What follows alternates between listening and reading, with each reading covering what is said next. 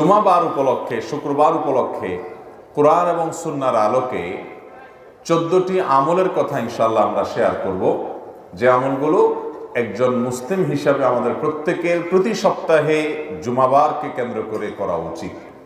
এই আমলগুলোর ভিতরে সর্বপ্রথম আমল হলো বারের মূল আমল, যে আমলকে কেন্দ্র করে পুরো বারের শ্রেষ্ঠত্ব নির্ধারিত, সে আমল অর্থাৎ জুমার সালাত আদায় করা, জুমার নামাজ পড়া।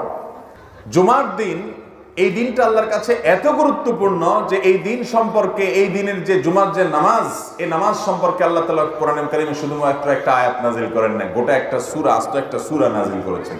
সূরার নামই দিয়েছেন সূরাতুল জুমআ। ইয়া আইয়ুহাল্লাযীনা আমানু, আল্লাহ সেখানে বলেছেন, হে ঈমানদারগণ, ইযা নুদিয়া লিস-সালাতি মিন ইয়াউমিল জুমআ, জুমার দিন যখন আযান দেয়া হবে, জুমার প্রতি যখন মুয়াজ্জিন আহ্বান করবে, ফাসআউ ইলা যিকরিল্লাহ, তখন আল্লাহর জিকিরের দিকে তোমরা দৌড়াও। ওয়াদারুল বাই', বেচা কিনা, ব্যবসা বাণিজ্য সব রেখে দাও এবং আল্লাহর ডাকে সাড়া দিয়ে চলে যাও। ইমানদারের কাছে ফরজ নামাজের মধ্যে অন্য সব সাধারণ ওয়াক্তের চাইতে জুমার নামাজের গুরুত্ব অনেক বেশি। তাহলে জুমার দিনের প্রধান আমল হলো জুমার নামাজ আদায় করা। সপ্তাহের মধ্যে যত দিন আছে এর মধ্যে সবচেয়ে সেরা শ্রেষ্ঠ দিন হলো এই দিনটা। এই জন্য জুমার নামাজ জন্য আগে আগে যাওয়া, এটা হলো জুমার দিনের প্রথম আমল। নাম্বার 2, জুমার দিনের ফজরের নামাজ বিশেষভাবে জামাতের সাথে পড়ার চেষ্টা করা। এমনিতে সপ্তাহের যে কোনো দিনের 5 ওয়াক্ত নামাজের মধ্যে সবচেয়ে গুরুত্বপূর্ণ নামাজ হলো ফজর এবং আসর। ফজর এবং আসর, ফজরের নামাজের গুরুত্ব এবং মর্যাদা অনেক বেশি। বিভিন্ন হাদিসের আলোকে ফজর নামাজের প্রায় 10টি ফজিলত এবং গুরুত্বের কথা আমরা জানি। 10টি বিশেষ ফজিলত আছে যেগুলো অন্য কোনো নামাজের নাই, ফজরের নামাজের আছে। এই জন্য ইবলিস ফজরের নামাজে যাতে আমরা উপস্থিত হতে না পারি, এই জন্য বিশেষভাবে সে ডিউটি করে। নবী করিম সাল্লাল্লাহু আলাইহি ওয়াসাল্লামের হাদিসে তার বিস্তারিত বিবরণ আসছে। দেখবেন অন্য কোনো নামাজ পড়তে এত কষ্ট হয় না যত কষ্ট হয় ফজরের নামাজ পড়তে। এই জন্য মুসল্লিদের মধ্যে যারা ক্রিম মুসল্লি, মুসলমান হিসাবে যারা এ ক্লাসের, আফার ক্লাসের মুসল্লি, সেই মানুষগুলোকে ফজরের নামাজে মসজিদে জামাতের মধ্যে পাবেন, পুরুষদেরকে। এরা হলো সমাজের সবচাইতে আফার ক্লাসের মুসল্লি।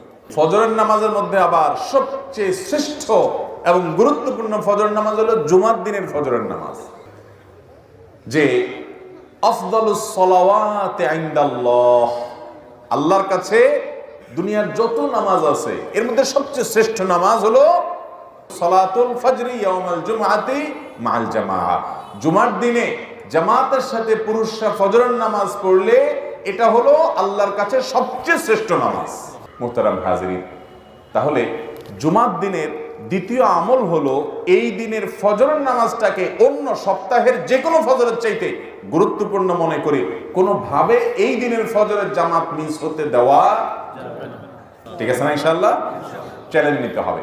জুমার দিনের 3 নম্বর আমল হলো জুমার দিনের ফজরের যে নামাজ, এই ফজরের নামাজের কেরাতটা হবে অনেক লম্বা। প্রথম রাকাতে সূরা সাজদা তেলাওয়াত হবে আর দ্বিতীয় রাকাতে সূরা দাহার তেলাওয়াত হবে।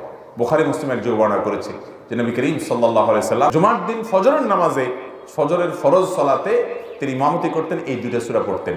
এই 2টা সূরা দিয়ে নামাজ পড়লে মিনিমাম 20-30 মিনিট সময় লাগবে। আমরা মহল্লাবাসী যদি এরাদা করি যে সুন্নতটা সপ্তাহে একটা দিনই তো, ইমাম সাহেব যদি হাফেজ সাহেব হন, হাফেজ সাহেব না হলেও বলতে হবে ইমাম সাহেব আপনি সূরা সাজদাটা বড় সূরা একটু মুখস্থ করে নেন, সূরা দাহারটা মুখস্থ করে নেন। আমরা এই সুন্নতের উপর আমল করতে চাই, ইমাম সাহেবকে উৎসাহ দিয়া আমরা আমল করার চেষ্টা করবো না ইনশাআল্লাহ।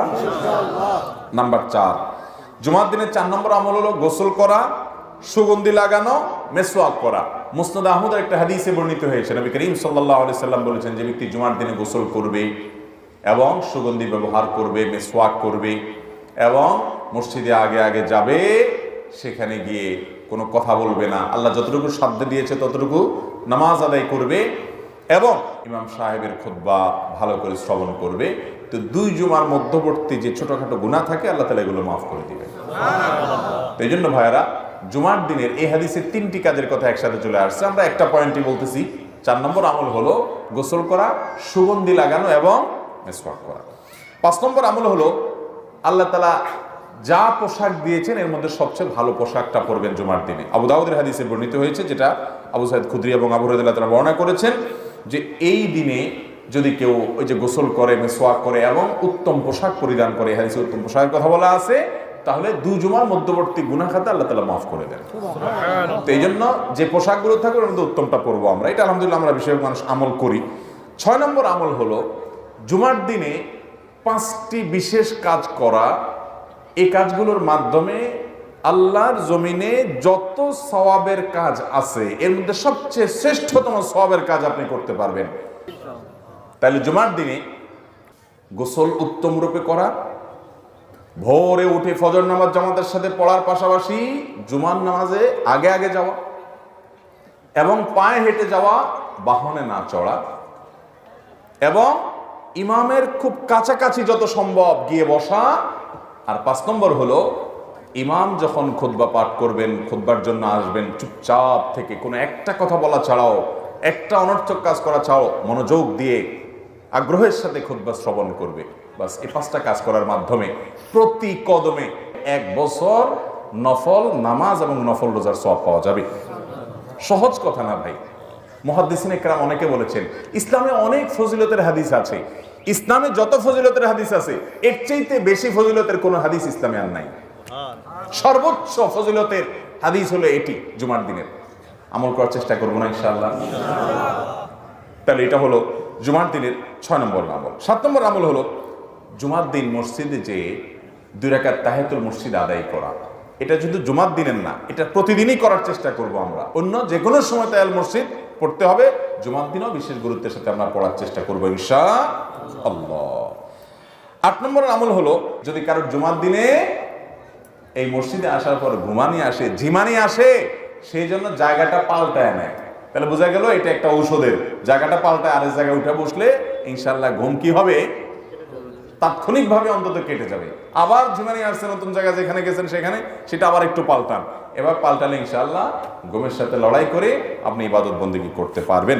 তাহলে ঘুম আসলে একটু জায়গা পরিবর্তন করা, এটা হলো 8 নম্বর আমল। 9 নম্বর আমল হলো মানুষকে বসতে সুযোগ দেওয়া এবং বিশেষ করে কারোর ঘাড় ধরে ধরে মানুষের ঘাড় ডিঙ্গায় ডিঙ্গায়া সামনের কাতার দিকে না যাওয়া। এই অপরাধটা নেতারা একটু বেশি করে, যারা একটু এলাকার নেতাগোতা থাকে ওনারা একটু বেশি করে, বাকি আমরা সুযোগ পাইলে কেউ ছাড়ি না, অথচ এটা খুব খারাপ জিনিস। বিভিন্ন বর্ণনায় আসছে যে জুমার দিন মুসল্লিদের গায়ের উপরে পাও দিয়ে দিয়া কাতার ভেঙে ভেঙে সামনের দিকে যে লোক যায় সে জাহান্নামের ব্রিজের উপরে সেই যেন আরোহণ করলো। অতএব জুমার দিনে মানুষের ঘাড় ডিঙ্গায় সামনে যাওয়া যাবে না। আর কেউ আসলে তাকে একটু বসার জায়গা দিতে হবে, একটু নড়ে গিয়ে তাকে ফাঁক করে দিতে হবে, বসার জায়গা দিতে হবে। নবী আকরাম সাল্লাল্লাহু আলাইহি সাল্লাম সহিহ মুসলিমের মধ্যে হাদিসে এই বিষয়ে আমাদেরকে উৎসাহ দিয়েছেন। 10 নম্বরের আমল হলো জুমার দিনে জুমার নামাজে বিশেষভাবে সূরা জুমআ এবং সূরা মুনাফিকুন এই 2টা সূরা তেলাওয়াত করা নামাজের কেরাতের মধ্যে, অথবা সূরা সাব্বিহ ইসমা এবং সূরা গাশিয়া, সাব্বিহ ইসমা রাব্বিকাল আলা এবং সূরা গাশিয়া প্রথম রাকাতে এটা, দ্বিতীয় রাকাতে ওইটা, এটা তেলাওয়াত করা, এটা সুন্নাত। নবী করিম সাল্লাল্লাহু আলাইহি ওয়াসাল্লাম জুমার দিন এটা করতেন। এটা ইমাম সাহেবদের ডিউটি, ইমাম সাহেবদেরকে দিয়ে আদায় করে নেবেন। 11 নম্বর আমল হলো জুমার দিনে বিশেষভাবে জিকির এবং দোয়ায় মাশগুল হওয়া। জুমার দিনে একটা সময় আছে যে সময় দোয়া কবুল হয়। হাদিসে বর্ণিত হয়েছে জুমার দিনে একটা সময় কি কবুল হয়, দোয়া কবুল হয়। এই সময়টা ঠিক কখন সেটা হাদিসে স্পষ্ট উল্লেখ নেই। কেউ বলেছেন যে আপনার আসরের পরে, তবে বেশিরভাগ ওলামা একরাম আসরের পরের কথাই বলেছেন। আসর টু মাগরিব, সূর্য ডুবার আগ মুহূর্তে জুমার দিন খুব গুরুত্বপূর্ণ টাইম, দোয়া কবুল হয়। এই জন্য সপ্তাহের এই টাইমটাতে বিশেষ করে এবং জুমার দিন সারাদিনই কম বেশ বিভিন্ন সময়ে দোয়া করার ইহতিমাম করতে হবে। এই সময়ের দোয়া ফেরত দেওয়া হয় না। আল্লাহর কাছে যদি ভালো করে চাইতে পারেন যেই কোনো চাওয়া মঞ্জুর করে নিতে পারবেন জুমার দিন। 12 নম্বর আমল হলো জুমার দিনে সূরা কাহাফ পাঠ করা। নবী সাল্লাল্লাহু আলাইহি সাল্লাম বলেছেন সূরা কাহাফের প্রথম 10 আয়াত যদি কারোর মুখস্থ থাকে এবং এটা যদি সে তিলাওয়াত কন্টিনিউ করে, আল্লাহ তাআলা দাজ্জালের ফিতনায় তাকে ঈমান হারা করবেন না। সে ওই ফিতনা ধরে ফেলতে পারবে যে আরে এটা তো সেই ফিতনা, আল্লাহ তাকে বাঁচায় রাখবেন। বেশি বেশি করে সূরা কাহাফ তেলাওয়াত করবেন। জুমার দিনে সূরা কাহাফ তেলাওয়াত যেন মিস না হয়, চেষ্টা করবেন না ইনশাআল্লাহ। এটা 12 নম্বর আমল। 13 নম্বর আমল হলো জুমার দিনে দুরূদ বেশি বেশি করে পাঠ করা। ভাইরা আমার, এই জন্য শুক্রবারের এই আমলটা বৃহস্পতিবার সন্ধ্যা থেকে নিয়মিত করা শুরু করবেন। দুরূদ পাঠ করা, আপনি সাধারণ সবচেয়ে শ্রেষ্ঠ দুরূদ পাঠ করতে চাইলে দুরূদ ইব্রাহিম নামাজে যেটা পড়েন পড়বেন, এটা নবীজি শিক্ষা দিয়েছেন। আর সবচেয়ে ছোট দুরূদ পারলে সাল্লাল্লাহু আলাইহি সাল্লাম পাঠ করবেন, বাস যথেষ্ট। আর মাঝামাঝি কোনো দুরূদ পড়তে চাইলে পড়তে পারেন, কিন্তু এই আকীদা বিশ্বাস রাখবেন না যে এটা এতবার পড়লে অমুক উদ্দেশ্যে সফল হবে, হান হবে, তান হবে। এগুলো সব মন গড়া, মানুষের নিজস্ব আবিষ্কার, হাদিস দ্বারা প্রমাণিত নয়। 14 নম্বর আমল হলো জুমার রাতে ঘুমাবেন এবং জুমার দিন খাওয়া দাওয়া করবেন। হ্যাঁ, যদি কারো যে বললাম চান্দ্র মাসের 13টা 14-15 রোজার মধ্যে শুক্রবার পড়ে যায়, সেই হিসাবে তো আপনি রাখবেন। অথবা আগে পরে মিলে কেউ এই দিনগুলোতে রোজা রাখেন, তার কোনো ফরজ কাজা রোজা রাখার আর কোনো সুযোগ নেই শুক্রবার ছাড়া, তিনি রাখবেন। এছাড়া জুমার দিন এই জন্য ফজিলত মনে করে এই দিন রোজা রাখা যাবে, শুধু এই দিনটাকে আলাদা নফল রোজার জন্য নির্ধারণ করা যাবে না, কারণ এটা খুশির দিন। অতএব 14 নম্বর বলতে পারেন আমল হলো খাওয়া দাওয়া করা, জুমার রাতে একটু ঘুমানো। পুরো রাত ঘুমাবেন না, সম্ভব হলে তাহাজ্জুদের জন্য দাঁড়াবেন, আর ফজর তো অবশ্যই পড়বে। আমল করার চেষ্টা করবো না ইনশাআল্লাহ।